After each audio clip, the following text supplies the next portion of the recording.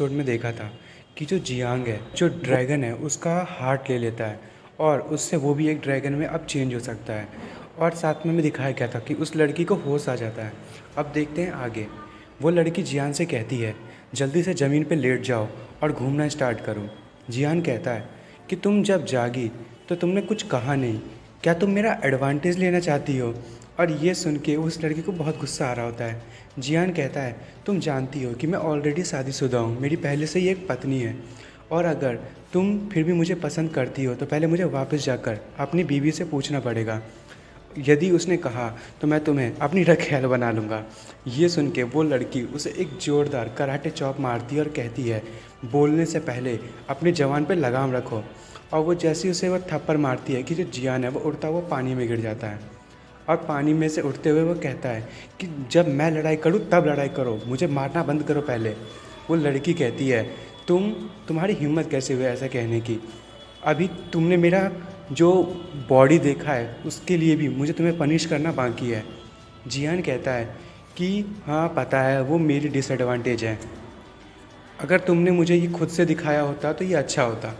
तभी वो लड़की जियान को पानी में डुबाते हुए कहती है कि जो तुम्हारी प्रेजेंस है, तुम्हारी बॉडी में से ड्रैगन की जो है वो पावर निकल रही है, इसलिए मैंने तुम्हें अभी तक नहीं मारा है, नहीं तो मैं अभी तक तुम्हें मार चुकी होती। जियान पानी में बेचारा कह रहा होता है, मुझे जाने दो, मुझे जाने दो। तभी जियान पानी से बाहर आता है और अपने कपड़े चेंज करते हुए उस लड़की से कहता है, मेरी तरफ झांकने की ज़रूरत नहीं है, तुम्हें पता है कि मेरे एब्स और बाइसेप हैं, इसका मतलब ये नहीं कि तुम मुझे देखो। चार्मिंग बंदे को बिना कपड़े के देखना भी अच्छी बात नहीं है, जब तक मेरा और तुम्हारा कोई रिलेशन नहीं है। वो लड़की मन में सोच रही होती है कि ये जो लड़का है उसकी बॉडी से ड्रैगन एंसेस्टर की जो है वो पावर निकल रही है, मुझे इसे अपनी टीम में लाना होगा ताकि जो कोई भी हो वो इसकी पावर का गलत इस्तेमाल ना कर सके। वो लड़की उसे कहती है, चुप हो जाओ और अपना नाम बताओ। तभी जियान बाहर निकलते हुए कहता है, मेरा नाम जियांग खान है, और तुम्हारा नाम क्या है? तभी वो लड़की कहती है, तुम्हें मेरा नाम जानने की ज़रूरत नहीं है, मैं तुमसे अब एक सवाल पूछूंगी, क्या तुम ब्लड ब्लेड अलायंस को ज्वाइन करना चाहते हो? क्या तुम ब्लड ब्लेड अलायंस के मेंबर बनोगे? तभी जियान कहता है, ये ब्लड ब्लेड अलायंस क्या है, मैंने इसके बारे में कभी सुना नहीं। वो लड़की कहती है, तुम्हारा जो अभी का स्टेटस है उसके हिसाब से तुम्हें तो ये भी नहीं पता होगा कि ब्लड ब्लेड अलायंस जो है वो है भी। मैं तुम्हें बताती हूँ। तो वो बताती है कि जो ब्लड ब्लेड अलायंस है वो एक बहुत ही बड़ा ऑर्गेनाइजेशन है जो पूरे कॉन्टिनेंट में फैला हुआ है, और ब्लड ब्लेड अलायंस के बहुत सारे ब्रांचेस अलग अलग मेन लैंड्स में फैले हुए हैं।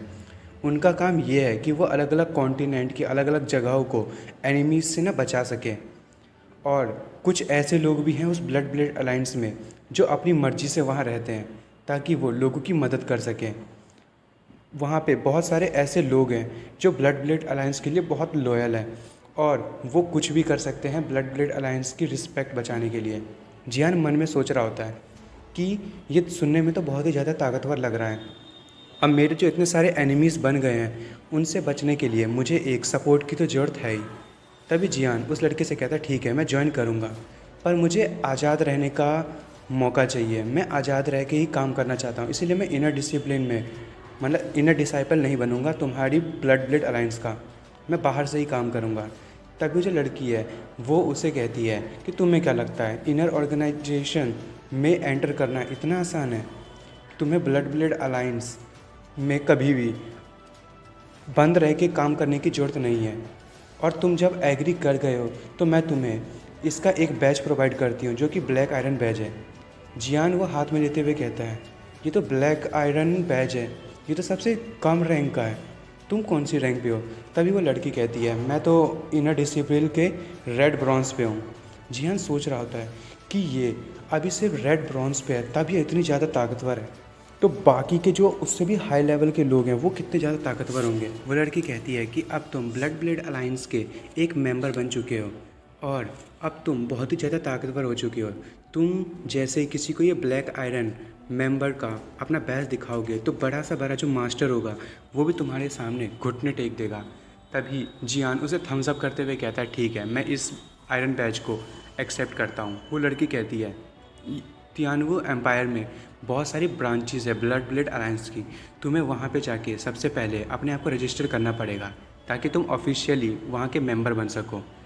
तभी वो लड़की वहाँ से गायब हो जाती है और कहती है कि मुझे लगता है कि तुम ये अकेले कर सकते हो। जियान उसकी स्पीड देख के कह रहा है तो बहुत ही ज़्यादा तेज़ है, और वो मन में सोच रहा होता है कि इस टाइम मैंने बहुत ही कुछ अच्छा पाया है, और मुझे जो मैंने जो ये ट्रेज़र पाया है इसका मुझे अच्छे से इस्तेमाल करना पड़ेगा, और मैं अब बहुत ही ज़्यादा ताकतवर हो चुका हूँ। अब मुझे लगता है कि मुझे वापस जाने की ज़रूरत है। जैसे ही वो बाहर निकलता है उस गुफ़ा से, तभी वो जो भालू है वो ज़ोर से रोर करने लगता है। यानी कि वो भालू इतने टाइम से जियान का बाहर इंतज़ार ही कर रहा था। जियान अपने ड्रैगन फॉर्म में आ जाता है और वो भी एक ज़ोरदार दहाड़ मारता है, और उसे देख के तो भालू की फट जाती है और वो एकदम प्यारा सा भालू बन जाता है। जियान उसे कहता है कि अब तुम समझ गए होगे कि मैं कितना ज़्यादा ताकतवर हूँ। अब तुम यहाँ पे बाहर रह के इस गुफ़ा को गार्ड करोगे, ताकि कोई भी आदमी जो है वो इसके अंदर ना जा सके, और यदि कोई गया तो मैं तुम्हें सबसे पहले मार दूँगा। क्या तुम समझ गए? वो भालू कहता है ठीक है, और वो जियान जो है वो उसे वहीं छोड़ के वापस जाने लगता है, और वो उस फूल को ढूंढने लगता है जिससे कि वो अपनी सोल को और भी ज़्यादा स्ट्रॉन्ग कर पाए, जिससे और उससे उसकी जो इंजरीज़ थी वो सॉल्व हो पाए। साथ ही वो ट्रेनिंग भी कर रहा होता है अपनी शैडो स्टेप की, ताकि वो अपनी स्पीड को बढ़ा सके। और उसके साथ साथ वो बहुत सारे 2 टायर और 3 टायर के बीस्ट से लड़ाई कर रहा होता है, ताकि जो उसकी एनर्जी है वो बढ़ती रहे, और उसने अपनी स्वॉर्ड टेक्निक के 9 लेवल को अचीव कर लिया है। जियान साथ में जियान जो है वो चौथे दिन जो रिंग पैटर्न सेलेस्टियल पाइथन है, आप पीछे देख ही रहे हो कितना बड़ा सांप है, उसको हरा देता है और उसके पास से उस फूल को ले लेता है, जिससे उसकी जो सोल होगी वो रिफ़ाइन हो जाएगी, और वो उस फूल को सक्सेसफुली रिफ़ाइन करने में कामयाब हो जाता है, और वो उसके सेकंड रैंक पे पहुंच जाता है, और वो बहुत ही ज़्यादा ताकतवर हो जाता है, जिससे कि वो ब्रोक थ्रू कर लेता है। और जैसे कि उसने उस स्काई पाइथन को मारा था, तो उसका जो स्पिरिट स्टोन है उसका यूज़ करते हुए भी उसकी पावर जो बढ़ जाती है। जियान मन में सोच रहा होता है मैं तो बहुत ही ज़्यादा लकी हूँ कि मुझे ये फूल इतनी आसानी से मिल गया, और साथ में मैंने उस जो स्नेक है उसका भी कोड ले लिया है, जिससे मेरी ताकत और बढ़ जाएगी। और वो कह रहा होता है कि इस फूल से मेरी जो सोल है वो और ज़्यादा ताकतवर हो जाएगी, और मैं लोगों की माइंड को काबू कर पाऊँगा।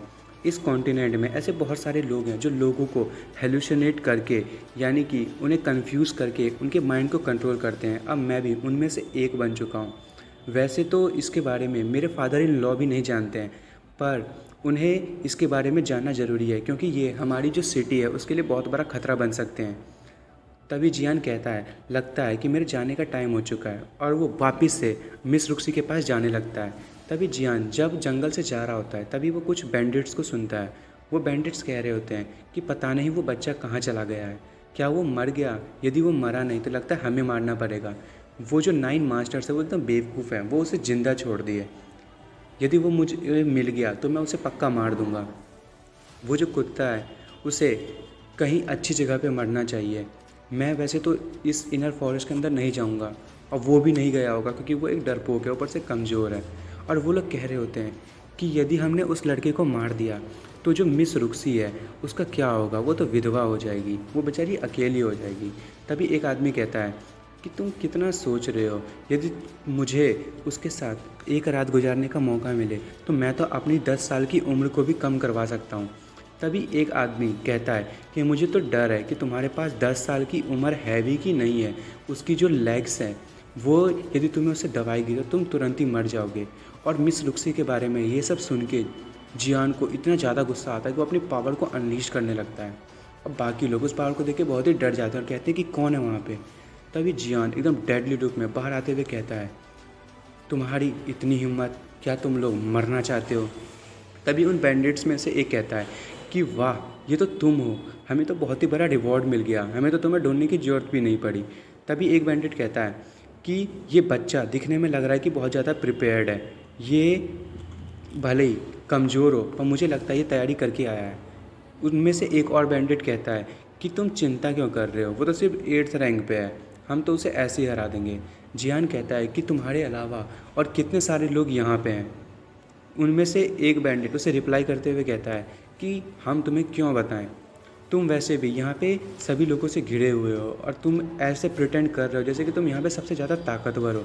हम लोगों के सामने तो एक ग्रेट मास्टर भी ना टिक पाए इतने सारे लोगों के सामने में। तभी जियान कहता है कि ठीक है, फिर लगता है कि मुझे तुम लोगों को मारना ही पड़ेगा। पहले तो मैंने सोचा था कि मैं तुम्हें ज़िंदा छोड़ दूंगा, और वो अपनी स्वॉर्ड को आगे करते हुए उन लोगों पे हमला करता है। और पहले तो वो एक बंदे को 3 स्लैसेस में काट देता है, और उसको देख के सब लोग कहते हैं तो बहुत ही तेज़ है। और हम देख सकते हैं कि उस जो बैंडिट है उसके बहुत सारी बॉडी पार्ट्स को उस जियान ने काट दिया होता है, और कहता है कि मैं तुम सब के पार्ट्स को 3-3 पार्ट्स में डिवाइड कर दूंगा बॉडी पार्ट को। और ये देख के तो सभी के सभी बैंडिट डर जाते हैं, और वो कहते हैं कि तुम लोगों ने तो कहा था कि ये बहुत ही कमज़ोर है, पर तो ये बहुत ही ताकतवर है, तो चैनलिंग स्टेज पे पहुंच चुका है। तभी जो बैंडिट होता है वो कहता है कि जल्दी से बाकी लोगों को सिग्नल भेजो कि हमें यहाँ पे और मदद की ज़रूरत है। तभी दूसरा बैंडिट कहता है ठीक है, और जियान अचानक से अपनी स्पीड बढ़ाते हुए कहता है कि तुम्हें क्या लग रहा है, तुम लोगों के पास कोई चांस है बचने का। और वो एकदम स्पीड में सारे के सारे बैंडिट्स को मार देता है, और बस एक बैंडिट को छोड़ देता है, और वो ज़मीन पर बैठ जाता है और कहता है कि मुझे मत मारो, मुझे मत मारो, मैं तुम्हें सब कुछ बता दूंगा। जो 9 मास्टर्स हैं उन्होंने यहाँ पे 100 लोगों को भेजा है, और इन 100 लोगों को उसने 10 टीमों में डिवाइड किया हुआ है, और वो पूरे जंगल में घूम रहे हैं ताकि तुम्हें वो ढूंढ सके। जियान कहता है तो फिर तुम्हें ये जो सिग्नल देने वाली जो मसाल है इसकी ज़रूरत तो है नहीं, तो ठीक है, मुझे तुमसे ज़्यादा इन्फॉर्मेशन नहीं चाहिए। और वो उस आदमी को बीच से काट देता है। तभी जियान उस जो मसाला है उसको जलाते हुए एकदम डेडली लुक में कहता है लगता है शिकार करने का टाइम हो गया। तो दोस्तों आज हम इस एपिसोड को यहीं पे ख़त्म कर रहे हैं। अब अगले एपिसोड में देखेंगे कि जियान जो है वो बाकी के बाकी 100 लोगों को, वैसे तो उसने 10 को मार दिया है, तो 90 लोगों को कैसे मारने वाला है। Thank you for watching friends, और आपको मेरी वीडियो पसंद आई हो तो प्लीज़ मेरी वीडियो को लाइक एंड सब्सक्राइब करना ना भूलें।